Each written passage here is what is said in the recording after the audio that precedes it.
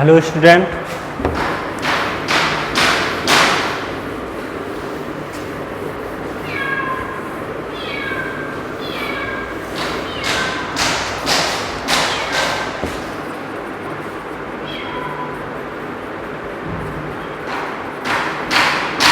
Class 12 biology आपका दूसरा chapter ख़त्म हो चुका है।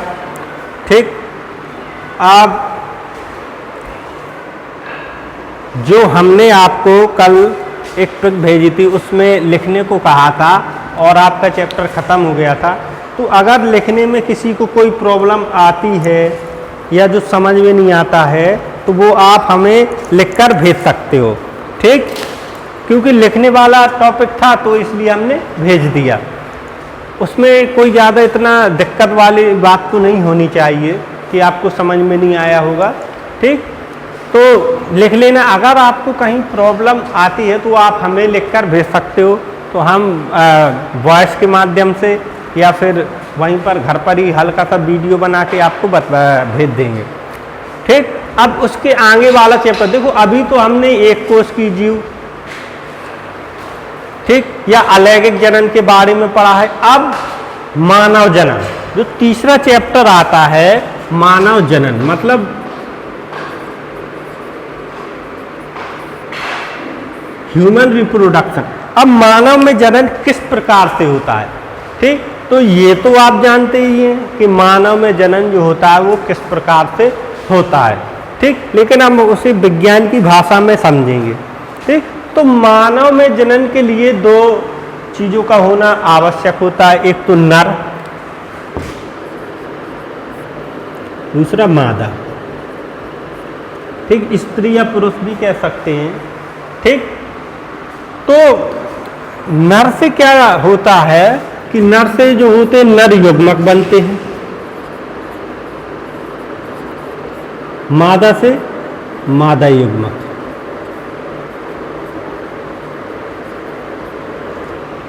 ठीक, अभी देखो जो पार्ट जो चैप्टर में है आपको उससे समझने से पहले हमको ये सब समझना या जानना जरूरी होता, क्योंकि इसी आधार पर पूरा चैप्टर है। तो हमको सबसे पहले ये जानना जरूरी होता है कि भ्रूण का निर्माण या नया संतान कैसे उत्पन्न होता है।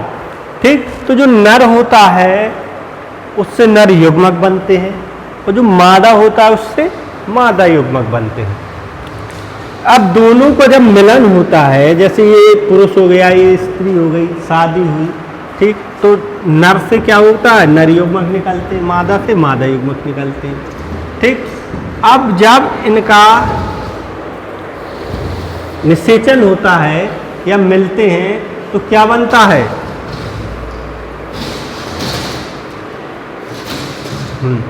युग्मनज का निर्माण होता है। नर और मादा मिलकर युग्मनज का निर्माण करते हैं। युग्मनज के निर्माण के बाद भ्रूण का निर्माण होता है।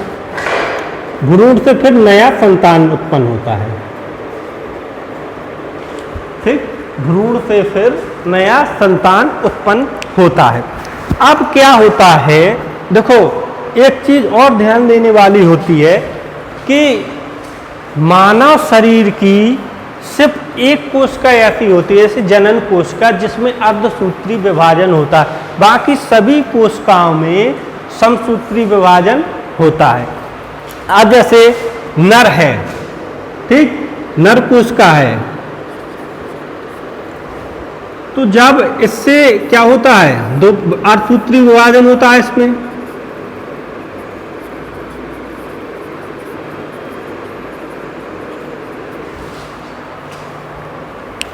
ठीक, जो नर की जनन कोशिका होती है इसमें क्या होता है? अर्धसूत्री विभाजन होता है। वैसे तो हम देखे जाएं तो हर इंसान में, चाहे वो नर हो चाहे मादा हो, ठीक, इनमें कितने 46 गुणसूत्र होते हैं। 46 इसमें, 46 इसमें, दोनों में 46 होते हैं। जब किसी नर जनन कोशिका में अर्धसूत्री विभाजन होता है तो 23 और 23 मतलब दो अलग अलग नर कोशिकाएं बन जाती, दो नर जनन कोशिकाएं बनती हैं। उसी प्रकार मादा में भी यही होता है। ठीक, दो मादा जनन कोशिकाएं बनती हैं।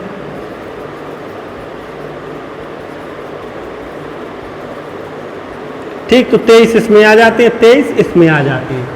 ठीक, अब क्या होता है, ये अर्धसूत्री विभाजन सिर्फ जनन कोशिका, इतना याद रखना कि मानव की सिर्फ जनन कोशिका में अर्धसूत्री विभाजन होता है, बाकी सभी कोशिकाओं में सूत्री विभाजन होता है या समसूत्री विभाजन होता है।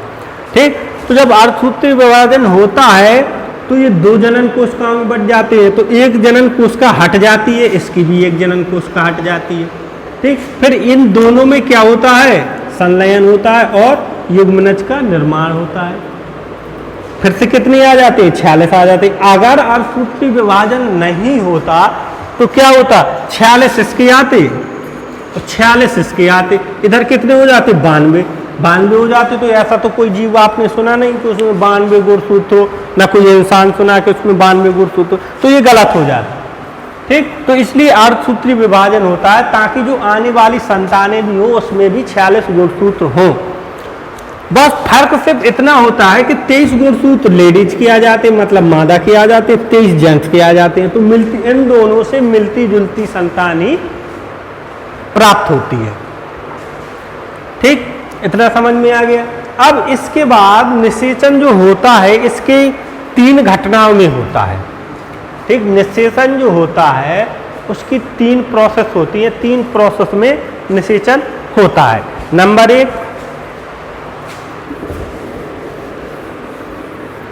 नंबर 1 होता है निषेचन पूर्व घटना।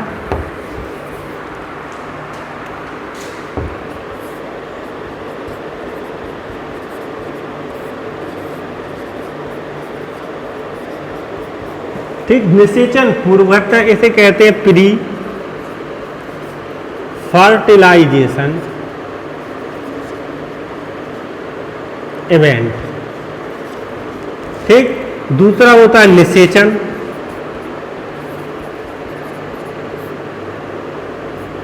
फर्टिलाइजेशन। तीसरा हो जाए निषेचन पश्च घटना।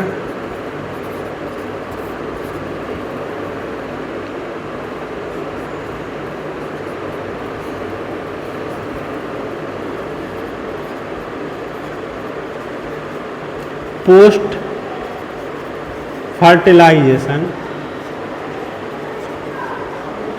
इवेंट। मतलब 3 चरणों में निषेचन की घटना को रखा गया है।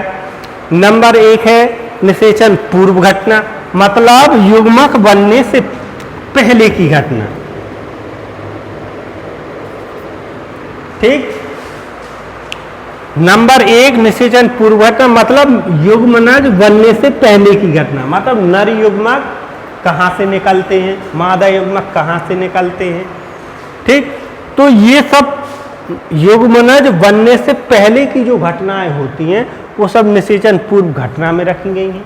मतलब जहाँ पर इन दोनों का संलयन नहीं होता है, मतलब युग्मनज नहीं बनता है, इससे पहले की घटना वो आती है निषेचन पूर्व घटना में।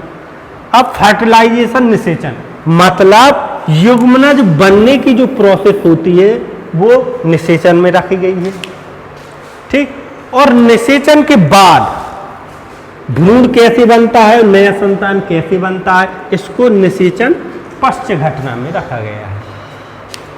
मतलब निषेचन की जो पूरी प्रोसेस है उसे 3 प्रकार से रखा गया। निषेचन पूर्व घटना में युग्मनज बनने से पहले की सभी प्रक्रियाएं निषेचन पूर्व में आती हैं, और युग्मक बनने की सभी घटनाएं निषेचन में आती हैं। और निषेचन पश्च घटना में युग्मक के बाद भ्रूण कैसे बनता है या नया संतान कैसे बनता है, निषेचन पश्च घटना में रखी गई हैं। ठीक, अब बात करते हैं निषेचन पूर्व घटना की। पहली जो हेडिंग है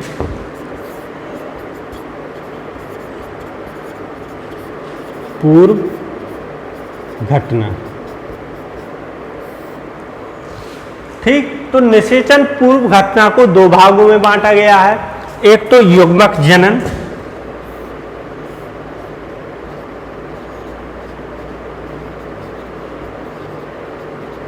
दूसरा युग्मक स्थानांतरण।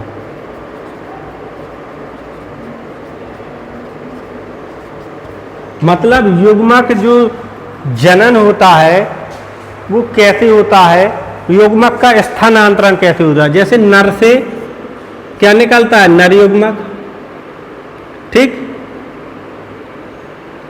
नर युग्मक निकला, तो नर से जो नर युग्मक निकलता कहां से है, ठीक, और फिर उस युग्मक का स्थानांतरण, उस युग्मक का स्थानांतरण कैसे होता है, ठीक। तो सबसे पहले पढ़ेंगे युग्मक जनन, मतलब नर में नर युग्मक कहाँ बनता है या उसका जनन कैसे होता है, निकलता कैसे, मादा में मादा युग्मक कहाँ बनता है, निकलता कैसे, और स्थानांतरण, उसका स्थानांतरण कैसे होता है, कहाँ से उसका स्थानांतरण होता है, ठीक।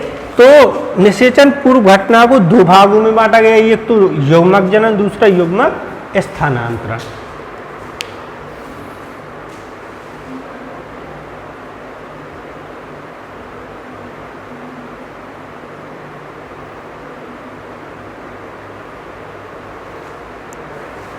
ठीक, तो देखो अब सबसे पहले ए नंबर और बी नंबर, ठीक, ए नंबर की हेडिंग को डालेंगे युग्मक जनन।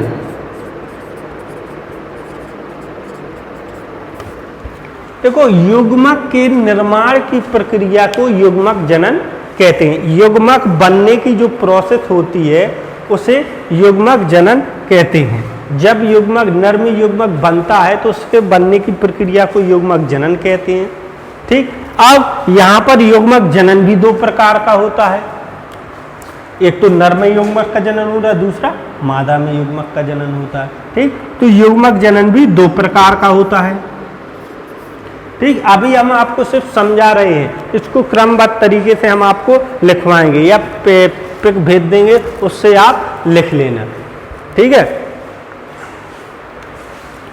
नंबर एक होता है शुक्राणु जनन,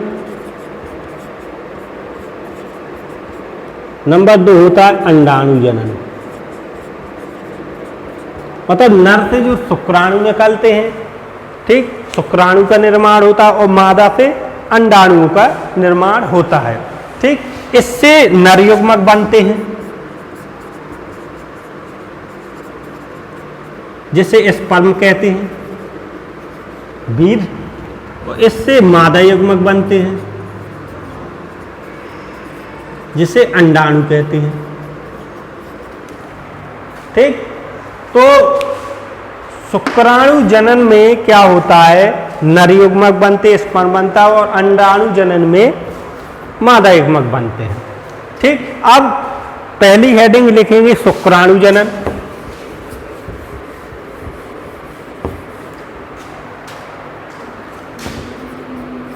शुक्राणु जनन मतलब शुक्राणुओं का निर्माण कैसे होता है, ठीक। तो देखो शुक्राणु जनन इसको हम यहीं पर छोड़ देंगे।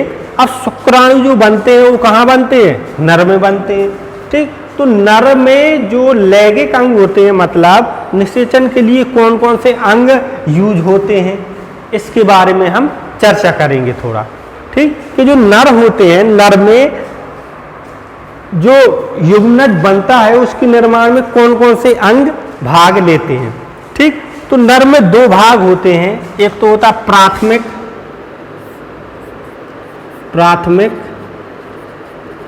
लैंगिक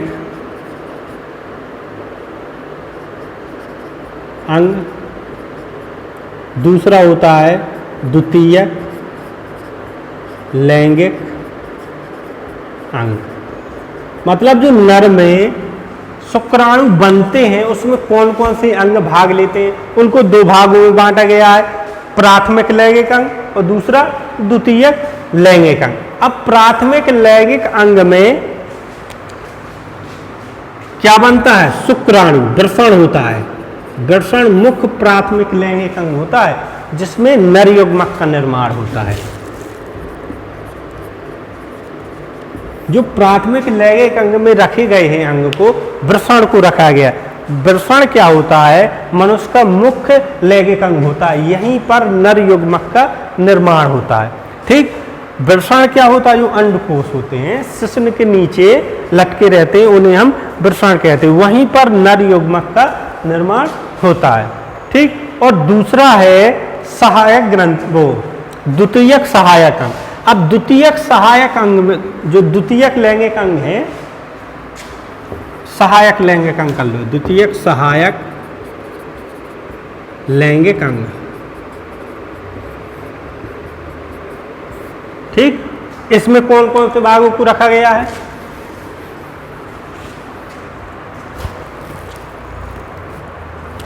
इसमें इसको दो भागों में बांटा गया है, सहायक नलिकाएं, सहायक ग्रंथियां। ठीक, जो द्वितीयक लैंगिक अंग होता है उनको दो भागों में बांटा गया है, सहायक नलिकाएं और सहायक ग्रंथि। मतलब कौन कौन सी नलिकाएं नर युग्मक के स्थानांतरण में सहायक होती हैं। ठीक, तो देखो दो नलिकाएं होती हैं, अंडवाही, शुक्रवाहिका, शुक्रवाहिनी। दो नलिकाएं होती हैं, एक तो शुक्रवाहिका और शुक्रवाहिनी। ठीक, इसके जस्ट अपोजिट मादा में अंडवाहिका, अंडवाहिनी होती है, जहां पर अंडाणुओं का निर्माण होता है। ठीक, अब जो ग्रंथियां होती हैं वो दो प्रकार की ग्रंथियां होती हैं जिससे नर युग्मक निकलते हैं। जिन ग्रंथियों से नर युग्मक निकलते हैं, एक तो होती है प्रोस्टेट ग्रंथि, जहां से नर युग्मक का निर्माण होता है। दूसरा होता है शुक्राशय। शुक्राशय में प्रोस्टेट ग्रंथि होती है।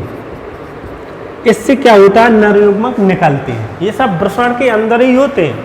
ठीक, तो इतना आपको समझना जरूरी था। ठीक, अब समझने के लिए आपको वीडियो बार बार रिवाइज कर लिया करो। अगर समझ में नहीं आया तो वीडियो को बार बार रिवाइज कर लिया करो, और जो हम पिक भेजेंगे उससे आप लिख लेना है, उससे आपको काफ़ी हद तक समझ में आ जाएगा। और अगर फिर भी समझ में नहीं आया तो फिर से बता देना, हम अगली वीडियो में फिर से यही बता देंगे।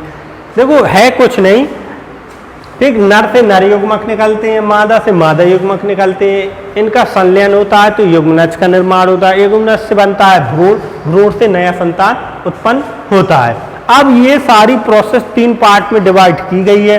एक तो निषेचन पूर्व घटना, दूसरा निषेचन, तीसरा निषेचन पश्च घटना। मतलब युग्मनज बनने से पहले की घटना, युग्मनज की घटना और युग्मनज बनने के बाद की घटना। तीन पार्ट में डिवाइड किया गया है। अब पहली जो हेडिंग थी निषेचन पश्च पूर्व घटना, निषेचन से पहले उसको दो भागों में बांटा गया है, युग्मक जनन और युग्मक स्थानांतरण। तो युग्मक जनन में जो है युग्मक के निर्माण की प्रोसेस को हम क्या कहते हैं, युग्मक जनन कहते हैं। तो युग्मक जनन को भी दो भागों में बांटा गया है। ठीक, तो ऐसे ही आपको पूरी प्रोसेस समझ लेनी है। फिर आगे वाले वीडियो हम इसके आगे का पार्ट बताएंगे। लिखने के लिए व्यवस्थित तरीके से हम आपको PDF फाइल भेज देंगे, उसमें आप व्यवस्थित तरीके से लिख सकते हैं। ठीक, तो इस वीडियो में इतना ही। अब आगे वाले वीडियो में हम इसके जो विस्तार से है उसको बताएंगे। ठीक।